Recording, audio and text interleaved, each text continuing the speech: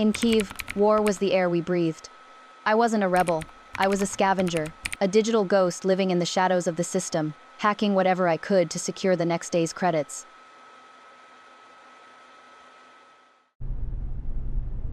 My apartment was my sanctuary, my prison, a nest of cables and old screens where the only heat came from overworked processors.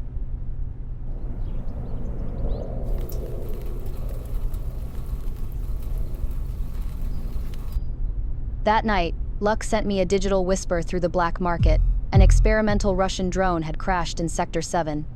An exclusion zone, dangerous, but the word experimental was too much bait to ignore.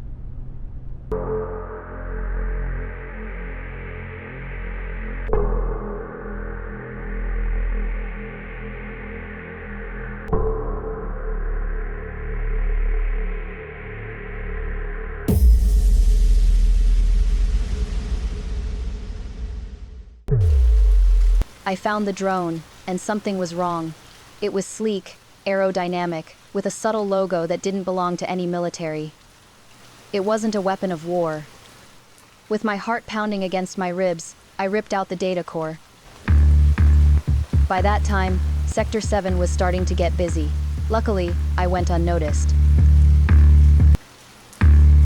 Back in my nest, the truth began to unfold.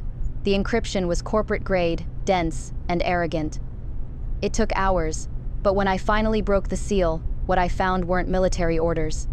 They were contracts, energy flow projections, the complete map of the Russian energy matrix. In the documents, an oligarch negotiated with a SinoTech executive. They talked about sovereignty as if it were a commodity on the stock market. SinoTech was arming Russia not to win, but to bleed. To prolong the chaos until the old powers ceded what really mattered, control of energy. The final file was the one that broke everything, Ghost Protocol. The plan for a new cartel, Nexus, that would use conflict zones like Donbass and Crimea to build its own cyber domains. The Ghost Borders. The entire war, the misery that defined my life, was just the stage of a hostile takeover of a country. The moment I realized this, they saw me. An intrusion alert screamed across my screen, the signature SinoTech. A predatory virus began devouring my files, and I fought, not out of idealism, but out of the instinct of a cornered creature. I managed to save a copy of the data on a personal chip seconds before they tracked my physical signal. My sanctuary was breached. It was time to run.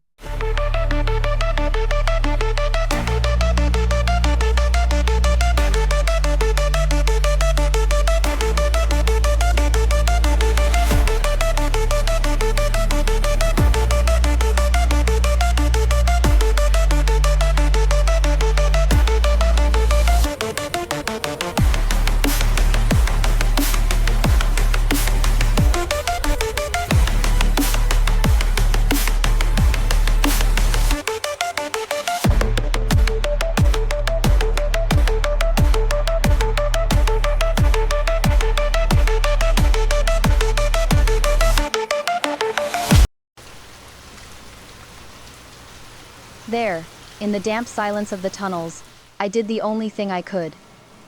I sent the data to underground Moscow, a black market node deep enough to perhaps make a difference. I glanced back at the map I'd saved. A faint outline, a potential target that hadn't been there before. Over Ukraine. They were coming here next. In that moment, the game changed. It wasn't about survival anymore. It was about being the glitch in their system. The hunt was on, and I was the prey. But even prey can bite back.